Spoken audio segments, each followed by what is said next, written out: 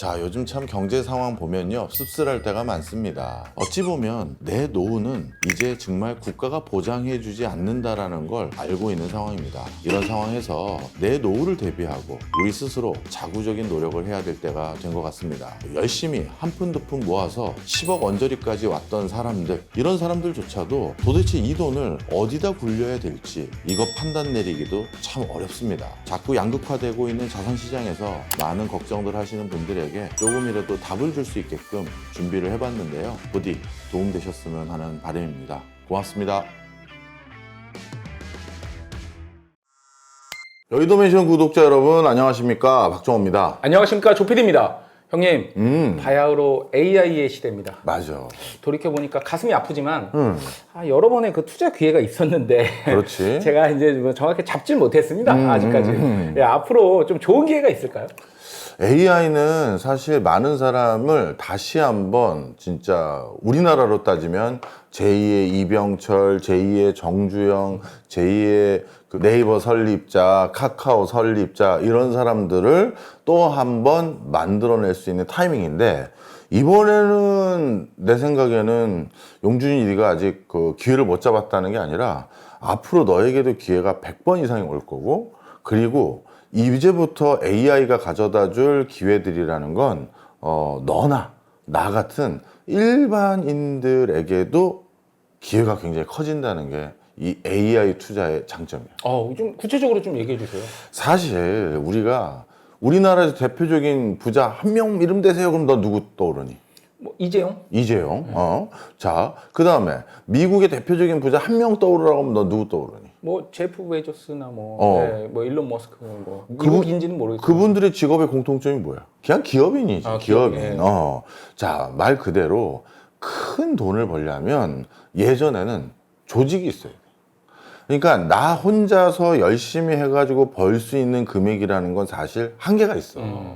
그래서 너야 뭐 형의 인생을 다 옆에서 봤던 사람이니까. 형이 뭐 대학교 때 뭐 창업한다고 깝쳤던 거, 그 다음에 또 대학 졸업하고도 직장 생활하면서도 야, 형 뭐 하나 시작했어 해서 깝쳤던 거, 그렇죠. 넌 다 봤잖아. 네, 그렇죠. 그 이유가 왜 그러냐면 개인으로서 월급이든 뭐든 그걸로 벌 수 있는 금액이라는 건 실링이 확실해. 내 시간 투여해 봤자지. 내가 시간당 페이가 올라가 봤자지. 물론 연예인 할 거 아니면. 자, 그래서 이건 아니다. 그래서 뭔가 내가 의미 있는 소득을 거두고 또 나만의 또 어떤 세계, 나만의 영토, 도메인 이런 걸 만들려면 조직이 있어야겠다라고 생각해서 몇 차례 창업을 했었고, 뭐 한두 번 소출이 조금 있었던 거 있고, 큰 소출은 아니고요. 조금 있었던 거 있고, 한 번은 대차게 말아먹은 적도 있고 그랬단 말이야. 자, 그런데 이제는 큰 돈을 벌기 위해서 꼭 있어야 될 조직 구성, 이게 생략이 돼. 생략이 된다. 자, 설명해 줄게. 우리가 이제 내가 뭔가 돈을 번다는 거, 이건 일을 할 걸 찾았다는 거잖아. 비즈니스 할 걸. 쉽게 말하면 그 비즈니스는 일이잖아. 나 일할 거 생각해냈어요. 이렇게 된단 말이야. 그럼 그 일을 규모감 있고 지속적이고 그리고 부가가치 높게 하려면 나 혼자 하는 게 아니라 그 일을 같이 할 사람들이 있어야 되잖아. 그렇죠. 그래서 그 일을 하려면 반드시 누군가를 고용해야 돼. 근데 그 고용을, 비즈니스는 항상 시간이 뭐다? 돈이야. 그러니 내가 회사 설립하고 임대료 내기 시작했는데, 그러면 임대료 낸 다음부터 손님 와서 돈을 차곡차곡 벌기 시작해야 돈이 벌리고 부자가 되는 거지. 임대료 내기 시작했는데 돈 벌리는 시점은 2년 뒤, 3년 뒤부터다? 이러면 안 되잖아. 거의 그 전에 다 망하지. 그렇죠. 망한단 말이야. 그래서 이거는 뭐 오늘 주제랑 관계없지만 제가 여러분들 꼭 하나 힌트 드리면, 이제는 창업하기 전에 먼저 내 고객, 내 영업지를 다 확보해 놓고 하시는 게 훨씬 나아요. 뭐 100%는 쉽지 않겠지만 그래도 미리, 야, 내년에 개업이야, 아니면 내년에 우리 오픈이야, 아니면 3개월 뒤에 오픈이야, 알지? 하면서, 아니면 아시죠? 저희 그때부터 납품하겠습니다. 미리 다 해놔야 그 손실을 줄이는 거야. 자, 그런데 다시 돌아와서, 그래서 이제 일을 하기로 결정했으면 그 일을 할 사람들을 고용해야 되는데, 가능하면 빨리 고용해야 되는데, 여기서부터 문제가 생겨. 빨리 고용한다 보면 무슨 문제가 생기니? 뭐 적절하지 않은 사람을 고용하게 된다거나. 역시 너도 비즈니스를 해봐서 아는 거야. 그렇지.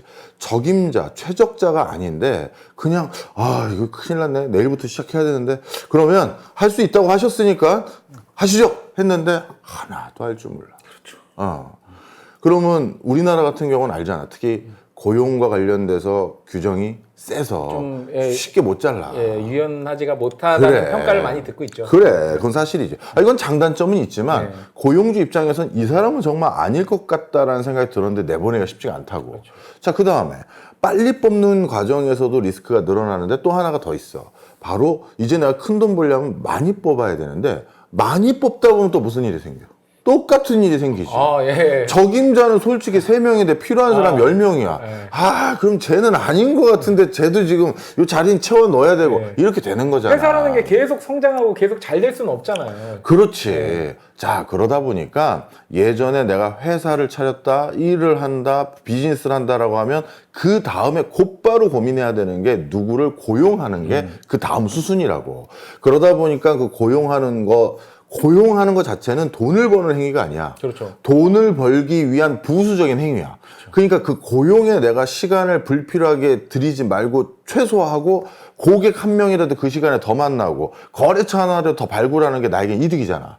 그런데 제일 적합한 사람 뽑겠다고 당신이 100번째 면접자입니다. 그럼 난 100번을 누굴 만났다는 거고 1시간씩 인터뷰했다고 하면 100시간을 날린 거야. 이게 인건비만 들어가는 게 아니라 거기에 그 고용하기까지의 과정에서 들어가는 에너지. 그렇지. 시간, 기회비용. 예, 기회비용 이런 것들이 이제 그렇지. 그거를 만약에 내가 거래처 만나는데 썼으면 벌써 한두 군데 더 발굴했을 거 아니야. 100팀 더 만났겠죠. 그렇지. 맞아. 자, 그래서 이게 다 불필요한 일이 아니라 할 수 없이 하는 일. 그렇지. 비즈니스를 위해서 할 수 없이 하는 일인데 AI가 생기면 이제 어떻게 되느냐? 이 일이 생략돼. 저 회사 차렸어요. 저 프로젝트 수주했습니다. 저 일 할 거 발굴했어요. 라고 하면 그거 할 누구를 고용하는 게 점핑되거나 아니면 없어지거나 대폭 줄어들게 되는 거야. 왜? 일단 그 일 자체를 누가 할 수 있게 되는 거야? AI가 직접 할 수 있게 되는 거지. 자, 그러면 이제부터는 첫 번째 고민이 이 일을 분석해야 돼. 이 일을 그래서 요즘은 잡이 아니라 TASK 과업이라고 우리가 흔히 부르지. 태스크. 네. 이 과업으로 그 일을 나누는 거야. 그러니까 예를 들어서 우리 조용준 씨 우리 저기 총무팀에 들어오시면 정말 일 열심히 좀 부탁드립니다 하면 네가 총무팀에서 해야 될 일들이 꽤 A부터 Z까지 좀 몇 개가 있을 거 아니야. 그렇죠. 뭐 사내 비품들 적당할 때 사서 뭐라고 해야 돼? 그 재고로 남겨놓는 거, 그렇죠. 그다음에 기타 전반적인 사업 지원 업무도 네, 하는 업무 거, 지원해줘야 되고. 뭐 이 여러 가지가 있을 거 아니야. 그러면 그냥 널 채용했으니까 너한테 그걸 다 턴키로 업무를 맡기는 게 아니라 널 채용하기가 싫은 거야. 그리고 너에 대한 자신감도 없고 그러니 너를 채용했었을 때 너에게 시킬 만한 일들을 나누는 거지. 과업으로. 그러면 이 비품 관리, 그 다음에 거래처들에게 예를 들어서 입금 전날 공지하는 것들, 그 다음 뭐 하는 거, 이거 쭉 뭐 복합기 관리하는 것부터. 그래서 한 10개가 나눠졌어. 그럼 이 10개 중에, 일을 10개로 나눴더니, 이 10개 중에 하나는 분절적으로 AI에게 부탁하거나 AI에게 자동적으로 메일을 보내거나 노티스를 하거나 뭐 어떻게 보면 뭐 이런 걸 할 수 있는 것들이 절반이 있었네? 그럼 그 절반은 AI에게 시키고 나머지 절반을 딱 봤더니 이거는 외주 줘도 되겠다. 그냥 우리 회사는 아직 홍보 영업부서가 있을 만큼 큰 규모감이 아니기 때문에 총무팀에서 그 일도 다 했는데 그런데 그거를 아예 외주 파트너사들에게 영업 관련한 거는 다 맡겨버리자. 그래서 그건 넘겨버리고 그 다음에 나머지는 뭘 하지? 그러면 총무팀이 하는 것 중에서 일부 오피스 보이 역할처럼 사무실에 누가 왔을 때 어떻게 오셨죠? 예. 그럼 회의실에 잠깐 계시면 저희가 연락드리겠습니다 하면서 누구 오셨는데요? 알려주고 간단히 회의실에 누가 오면 기본적으로 뭐 그래도 커피라도 드릴까요? 이런 거 하잖아. 네. 그거는 오피스 보이인데 요 업무는 조영중 씨를 채용했으면 이분은 대기업 출신이고 해서 원래 한 7천만 원에 이 10가지 업무를 다 시키려고 했는데 이거 AI에게 다 털고 외주에게 터니까 이 오피스 보이 역할 이걸 대기업 출신인 7천만 원짜리 없잖아. 없잖아요. 그러면 외주에 그냥 파견직 하나 보내달라고 해야겠다. 여직원 하나. 이렇게 생각을 해버리는 거야. 저보다는 여직원이 낫죠. 아, 너도 오래 보면 괜찮아.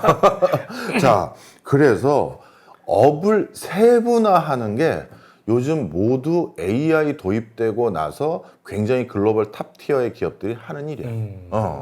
이건 굳이 쟤에게 다 시킬 필요가 없네. 이렇게 돼버린 거지.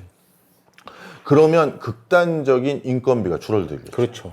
그럼 너한테 예를 들어서 인건비가 줄어드는 게 예를 들어 너 7천만 원에 아니면 1억 좀 안 되는 돈 널 고용할 걸 외주사에게 파견직 그냥 그 직원 하나 보내달라고 해서 2,500, 3,000에 어떻게 보면 협상했어. 그러면 7천만 원 세이브 됐네. 그렇죠. 그럼 너 하나에 7천만 원 세이브 됐을 뿐만 아니라 그럼 이런 관점으로 내가 다른 사람들도 똑같이 과업을 세분화해서 AI에게 털 거 어떻게 할 거 다 나눌 거 아니야. 자, 그러면 우리 회사가 다 합쳐서 5명이는 그냥 소기업이야. 근데 5명 중에 3명을 내가 그렇게 7천만 원 줘야 되는 직원을 내보냈어. 그러면 2억 1천만 원이네. 그렇죠. 그리고 실제 직원은 한 5천만 원 정도 썼고 알바생까지 해서 내 연봉이 1억 5천이 되는 거야. 그렇죠. 퇴직금 걱정 안 해요. 그렇지. 퇴직금. 퇴직금 걱정 안 해요. 역시 사람 뽑아봐서 알아. 퇴직금 걱정 안 하고. 네, 또 기본상, 적립해놔야 되잖아요. 또 기본상이 안 주는 네, 거고. 4대 보험. 자, 그럼 어떻게 된다? 내가 원래 사장으로서 솔직히 사장님들은 월급 못 가져갈 때도 많아요. 아유, 그럼요. 자기 살 깎아가지고 사업하시는 분들 많이 있습니다. 정말. 그런 사람들이 내 월급이 예를 들어서 내가 그래도 사장이니까 나는 생활도 해야 되고 하니 1억 받았는데 갑자기 1억 5천이 들었어. 인건비 세이브 돼서. 그렇죠. 그럼 내 연봉이 2억 5천이 되는 거야. 여러분 2억 5천 연봉 받으려면요 원래 어떻게 돼야 되지? 대기업에서 임원이야. 정확히 임원이죠. 말하고 네. 상무급도 아니고 네, 그렇죠. 전무급도 아니고 거의 부사장급 가까이 가야 돼. 네. 이제는 어떤 상황이 될 수 있냐면 대기업에서 임원을 단다? 아니면 뭐 삼성이나 현대차에서 아니면 내가 공공기관 장이 된다? 이거 정말 어려운 일이잖아. 정말 바늘 구멍 들어가는 것보다 더 힘들어요. 바늘구멍 들어가는 거예요, 여러분. 그런데 예전에는 내가 조그만 스몰 비즈니스 하면 다 직원들 월급 주고 이번 달엔 난 가져가지도 못했네가 아니라 이 AI 시대는 소 비즈니스, 스몰 비즈니스 하는 사람들도 솔직히 대기업 총수만큼 버는 사람도 전 생길 거라고 봅니다. 그렇죠. 그래서 그런 정도 되는 사람들이 소상공인들 중에 나올 것 같아요. 그럼 오늘 말씀하시는 그 이야기의 취지가 누구에게나 지금 기회가 열려 있다. 그 말씀을 하시는 거죠. 그래서 AI에 대한 공부를 무진장해야 되는 게 그냥 AI 뭐 요즘 뭐 팔란티어 사야 돼요, 교수님. 엔비디아도 좀 꺾이는 것 같은데 이런 거에 관점을 두실 게 아니라 내가 하는 일 아니면 지금은 내가 직장 생활을 하지만 내가 퇴직하고 우리 모두 잠재적 예비 창업자입니다. 근데 내가 퇴직하고 뭔가 창업을 꿈꾸는 사람들이 있다면 그러면 이걸 어떻게 하면 내가 극단적으로 인건비를 줄이지? 그 얘기는 인건비 줄였다? 그건 내 소득이 늘어나는 거야. 아니 대표적인 고정지출비가 임대료하고 인건비가 아니겠습니까? 그 중에서 인건비를 줄였다는 거는 어마어마한 성과예요. 그렇지. 자, 그래서 그게 교수님 너무 먼 미래 얘기하시는 거 아니에요? 천만에 만만의 콩떡입니다. 2025년에 미국 빅테크 기업이 AI 때문에 해고한 인력이 몇 명인 줄 알아?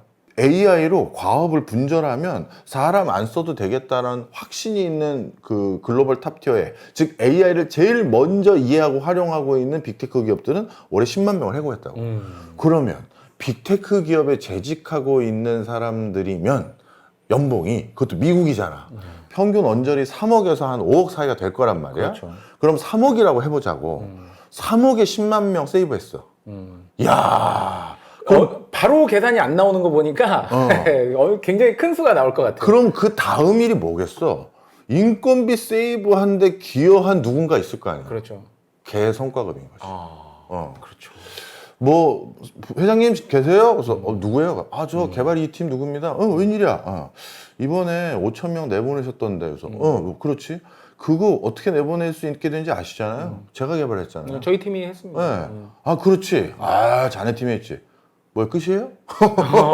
5천 명 곱하기 3억 했더니 얼마던데. 네. 아니 그럼 뭐 우리 성과가 없습니까? 아 준비하고 있었어. 아 다음 주 얘기하려는데 뭐 먼저 찾아와서 이렇게 뭐라고 승질을 내고 그러나. 한 2달 어디 여행도 갔다 오고 그렇게 해. 준비해놨어. 딱 이렇게 되는 거란 말이야. 그래서 이미 글로벌 탑 티어의 기업들이 가장 많이 이게 가능하다는 걸 보여주고 있는데 그걸 어떻게 하는지를 봤더니 잡이 아니라 태스크로 과업으로. 과업으로 쪼개서 AI에게 나눠서 이걸 해놓고 자동화로 그게 가능하도록 하고 그걸 내가 앉아서 그걸 AI에게 각각 시키기가 좀 그렇잖아. 그렇죠. 근데 그걸 간단하게 아주 기본적인 매뉴얼로 시키게끔 하면 예를 들어서 박사급 시킬 거를 학부 출신에게만 그렇죠. 시켜도 예, 되고 그렇죠. 학부 시킬 걸 그냥 고졸에게도 고졸에게도 시켜도 되니 고업무로 또 인건비를 낮출 수 있게 되는 거지. 그리고 나도 이제 연구하면서 AI를 도저히 안 쓸 수 없게 되는 게 옛날에는 논문이나 보고서 한 10개 읽으려면 하루 밤을 샌다고. 그러니까 밤을 샌 다음에 다음날 아침에 띵하고 얼굴 부은 얼굴 라디오 하러 간단 말이야. 그런데 이젠 그 10개의 파일을 AI에게 넣어줘. 야 요약해서 요약해줘. 특히 내가 궁금한 게 이거니까 그 부분 중심으로 이 보고서들이 전부 뭐라고 했는지 각주 달아서 각각 누가 뭐라고 했고 누가 뭐라고 했는지 정리해줘. 10분에서 15분 지나면 다 해. 근데 밤을 새야 될 거야. 그러면 방금 그 요약해주는 거 있지. 그걸 원래 회사는 중간 관료들이에요. 그렇죠. 이재용이 그렇죠. 모든 직원들 20만 명, 30만 명을 다 만나서 복을 받을 수가 없잖아. 그렇죠. 그러면 그게 어쩔 수 없이 관료제가 될 수밖에 없다고. 네. 각각 부서들의 하는 일을 과장이 취합하고 그럼 과장 10명이 취합한 내용을 또 정리해야 되는 부장이 있어야 되고 3명이 취합하고 그럼 부장 3명이 각각 할 일을 또 취합하는 이사가 있어야 되고 이런 거잖아. 독대에서 이제 보고하고. 그렇지. 그런데 그거를 전부 생략할 수가 있지. 각각의 말단 대리들이든 아니면 막 이제 주임급이 업무 일지 썼어. 그리고 현장에서 고객 만난 거 썼고. 그럼 그걸 다 써서 어디 서버에 다 취합이 돼 있어. 그러면 예를 들어서 이재용 회장이 아니면 이재용 회장 밑에 딱 2명만 있다고 쳐. 예. 그 2명이 이번 달 전 세계 영업 직원들이 어떻게 했는지 볼까? 야, AI 정리해봐. 특히 고객 그 접촉률이 떨어졌거나 매출 신장률이 떨어진 지역이 어딘지를 중심으로 일지 정리해봐. 하면 15분이 나오거든. 뭐 미주 쪽 정리해줘. 뭐 아시아 쪽 정리해줘. 다 하는 뭐 거지. 유럽 쪽 정리해줘. 이런 맞아. 식으로도 되고. 그러다 보니까 이게 있으니까 중간 관리층, 특히 화이트층, 그러니까 관리자로 채용할 수밖에 없었던 사람들이 싹 다 나가는 거야. 또 그런 사람들이 연봉이 높잖아요. 높지. 밑에 일을 해봤기 때문에 그걸 할 수 있다고 생각하는 게 있었으니까. 자, 그래서 지금 빅테크 기업들의 상황들도 보면 맨 밑에 엔트리 레벨이 제일 많이 해고됐느냐? 물론 숫자는 절대적인 숫자는 엔트리 레벨의 직급에 사람 수가 많으니까 해고된 숫자가 많지만 원래 몇 명에서 몇 명이 해고됐느냐 해고율을 보면 중간 관료층이 대부분 그렇구나. 해고돼. 자, 그러면 이제 제일 큰 고민이 되는 사람들이 누구였냐면 5명 놓고 사업했었다가 이제 100명 놓고 사업하는 분들이 계셔. 근데 5명에서 10명 갔을 때 내 연봉이 확 뛰어가지고 10명쯤 됐더니 저 그때 2억 3억쯤 찍었어요. 제 집에 가져가는 게 연간. 그래서 제가 여행업 하면서 그때 중국의 동북 삼성 여행은 제가 꽉 잡았었거든요. 저희 여행사가요. 그래서 뭐 여름 한철 저희가 4개월 뛰면 겨울은 거의 애들 뭐 그냥 한 달 동안 나오지 말라고 제가 포상도 주고 저도 연간 한 3억 가져갔습니다. 그런데 저도 기업가로서 왜 욕심 없겠어요. 동북 삼성 말고 저기 하남 쪽 그러니까 뭐 내몽골도 괜찮고 내몽골도 하고 이쪽까지 이제 넓히려고 팀을 늘렸습니다. 그래서 30명, 40명, 50명 그래서 지금은 중국 전역을 커버하게 직원이 100명인데 그랬더니 이제 무슨 일이 생긴다? 살 떨리지. 이러다가 한 달 인건비 뻥끈하거나 코로나 갑자기 터졌다. 코로나 3년인데. 와, 그럼 뭐 평생 번 거 다 날리는 거야. 그렇죠. 그런데 이 100명이 그럼 전부 말단만 있는 거냐? 아니잖아. 방금 얘기했잖아. 그렇죠. 100명의 직원이 있으면 그 밑에서 일어나는 일을 취합해서 나에게 보고하기 위한 중간 관료, 그 관료들을 관리하는 또 누가? 그렇죠. 이렇게 되게 돼 있는데 그러다 보니 내가 10명 고용하고 있었을 때보다 100명 고용했을 때 내가 심리적인 불안감만 커지고 집에 가져가는 돈은 오히려 줄거나 늘지도 않았다는 얘기. 리스크만 커지고. 그렇지. 그렇게 얘기하는 사람들이 실제 필드에 많아. 그래서 사업을 일부러 안 키우는 사람도 있어. 그렇죠.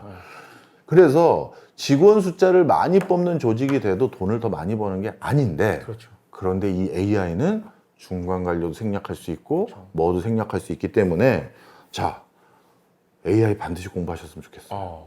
이제는 우리가 큰 대기업에 뭐 부사장 되면 한 10억대 연봉대 된다. 우리 5명 놓고 소규모 비즈니스 하지만 그런 사람들 나올 수 있습니다. 그래서 이 변화의 흐름을 잘만 읽으시면 충분히 가능하고요. 또 하나, 우리 스탠퍼드 대학교의 한 교수가 이런 표현을 썼어. 감내 가능한 손실. 이게 뭐냐 하면, 창업을 할 때 초기에 너무 많은 투자를 하면 안 돼. 나는 수많은 창업하는 사람들이 나한테 와서 그거 뭐 하기로 했다라고 그냥 알려주고, 그리고 형, 저 이제 그걸로 했어요. 형한테 그냥 말하고 하려고요. 아니면, 야, 정호야, 형 그거 한다 하면서 알려준 사람도 있을 거 아니야. 근데 그 사람들 나름대로 처음에 나름 확신을 가지고 시작했지. 근데 뭐 주제 넘게 못하게 할 수도 없고 하니까 그냥 형 화이팅해요. 그게 좀 어쩔 수 없으니까 그렇게 하는데, 꼭 보면 나중에 그게 자기 생각과 다른 경우가 있을 수 있잖아. 그러면 백도 해서 다른 거 해야겠다 해야 되는데, 거기에 너무 많은 걸 걸었어. 네, 백도어를 못하는 상황이 온 거죠. 그렇지. 돈을 너무 많이 번 거야. 그러다 보니까 우리가 한두 번 낭패 보면 그 다음에는 어떻게 해야 될지 모르고 머리 멍해지고, 그래서 머리 멍해져서 한 5, 6년 허비하면 그 뒤에 나이까지 차서 진짜 아무것도 못하게 되는 경우가 너무 많이 보는데, 그런데 AI를 활용하면 내가 그 업을 할 때, 그 비즈니스, 잡을 할 때 들어가는 코스트가 낮기 때문에 감내 가능한 손실 범주로 내려오는 거야. 그러면 이게 내가 할 수 있는 일인가? 이게 나이가 적합한 일인가? 이게 실제 내가 생각한 것처럼 그렇게 굴러갈 수 있는 일인가를 한번 트라이 해볼 수 있지. 그리고 에이 아니네, 뭐 한 3천 소 해봤다, 접자, 이렇게 편하게 질 수가 있는 거야. 그렇죠. 그래서 AI를 잘 활용하면 두 번째 좋은 점, 진짜 나의 적성, 진짜 내가 할 수 있는 사업인지 확인하는 거, 그리고 내가 진짜 이 업에서 원래 기대하는 바를 실현할 수 있는지 트라이 해보는 거. 이게 다 가능해지는 거야. 그게 손실의 범주를 감내 가능한 수준으로 낮춰주니까. 그래서 우리 AI 그러면 무조건 뭐 일자리 없어지고 뭐 어떻게 되고 뭐 소수의 슈퍼 리치만 생긴다, 이렇게 생각하지 마시고요. 나도 스몰 슈퍼 리치가 될 수 있는 세상이 될 수 있음을 꼭 기억해 주셨으면 좋겠습니다.